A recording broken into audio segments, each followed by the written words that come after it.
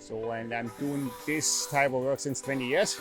I did my basically training in Norway. We learned everything from scratch with hand tools. Basically all that stuff we do now is chainsaws. We did with hatchets and saws, hand saws, and cutting out the notches and the whole 9 yards, like the old school way.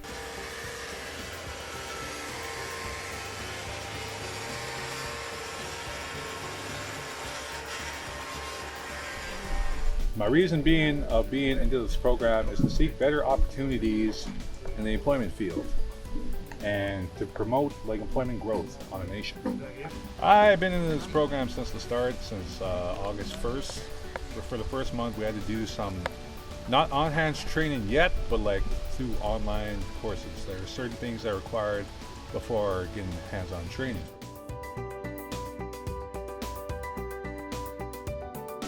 It's very educational. A lot better work than I was doing in the city. Nice. Yeah, because I was just doing night shift work for 3 years in the city. And I heard about this and jumped at the chance to get on it. Roughly around 200. Really? Yeah, 200 logs you're gonna have to peel and get prepped for the cabins. So that's pretty much what we're doing right now. Is getting these prepped. Yeah, it's pretty easy once you get going. It's pretty easy. Actually, sled tracks, rest of sleds.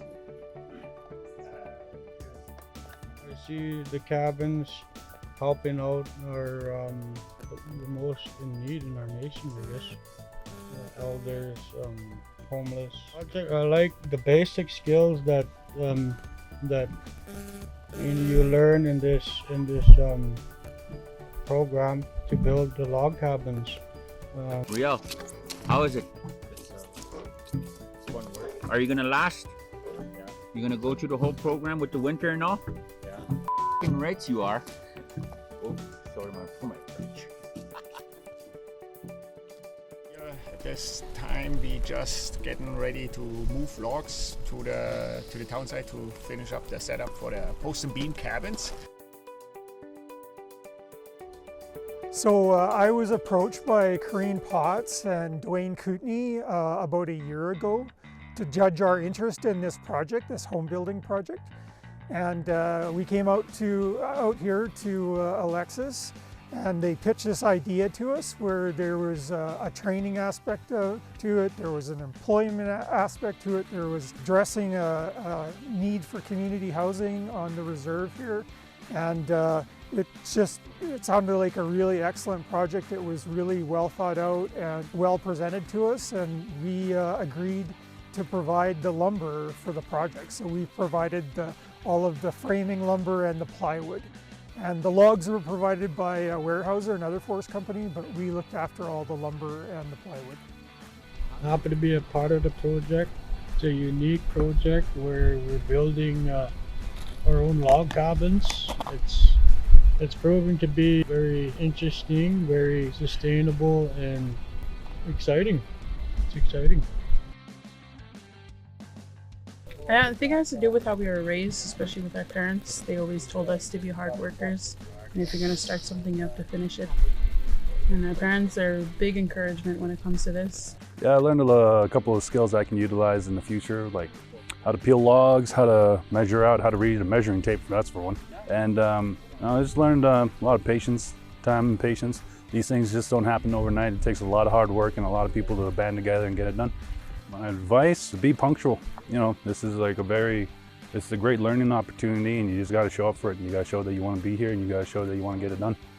You know, it's got to come from a place of being meaningful and thoughtful. Because you can't just I don't want to go today. You got to give it your all. You're either a foot. Once your foot is through the door, you're going to want to walk in and check out the whole house. Skill-wise, how to do saddle cuts, how to gouge. That's something I've never done before. And from within, patience, and to have an open mind of learning than trying to say, I know. Many young folks tend to do that, but if you're gonna be involved in something like this, it's gotta be open to learn. It can't be, I know all the time. What do I like about the project? It gives the youth something to strive for and pass on the experiences, and word gets out there, and there's a little bit of a buzz about this log building, which is a good thing. We need positives in the community, and there's not a whole lot of positives in the community right now, so this is one good positive right now. Oh, it's a pretty good feeling, and it's the main thing is the crew's doing really good, and without the crew we wouldn't be there. It's really, really nice, and we did really good progress, and that everybody is enjoying and love the results, what is the outcome out of that project. And yeah, I feel pretty good about that. I wouldn't say I'm a foreman, actually. I think we created a bond where I mentor them at the same time, where if they have something that's not even pertaining to work, I give them advice. If it pertains to work, I give them advice in regards to preparation, being on time, being punctual. Those are key for if you wanted to go outside the reserve and attain employment. That's key to keeping a job. So these are the things that they're learning, being able to wake up early, being prepared. My family supports me a lot at home. They motivate me. They pretty much tell me that if I keep trying, well, if I keep doing, then everything will just come together. Even though it starts small and you build your way up, you really have to put your mind and your heart and your a passion to what you're doing in order to meet the demand, not just the demands of everybody else, but your own goals. I want to check this program is I just found it as another opportunity as a young Indigenous person, because we don't really have that much options in the outer worlds, and it's kind of easier to bring it onto the reserve and allow young Indigenous people take this opportunity, make a career out of this. Hopefully they could bring it home, keep it in the community, and help others, and from now on they could bring it down to other generations.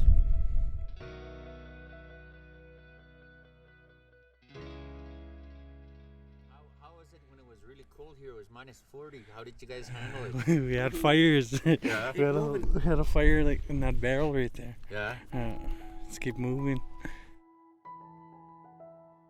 After that group is done, we'll have at least 24 people, that can work in that industry, and hopefully we can keep them working in the joint ventures that we build after that. And so it's an ongoing thing, and we're hoping that we can build some houses for the community. I know a lot of the elders were interested in, when they start seeing these buildings coming up, they were really interested, and they wanted to know if they can get one or who they're for. And I think in our overall project summary, our executive summary, we identified that we would be housing the homeless, and some of them are elders. So that's what we've been doing. So I think we've achieved it, and I'm really happy with the industry partners. I'm a planning coordinator with Warehouser Company for Pembina Timberlands, based out of Edson. Approached Warehouser for some log donations, and it sounded like a fantastic program to be involved with, so I coordinated collecting those logs from out in the forest. That's what we do just about every day, so I was able to get 6 loads of logs, get them delivered out here, and got the ball rolling. Yeah, so I just want to say that the guys here have been doing just an amazing job. We've been out here a few times. Every time we come out here, we see people working. Things are getting put together. Always impressed with how organized it is. And yeah, we're super excited to be involved in this project, and really looking forward to coming back to see the houses in their finished state, seeing them on their lots, seeing people move into them. Really, really looking forward to that as well.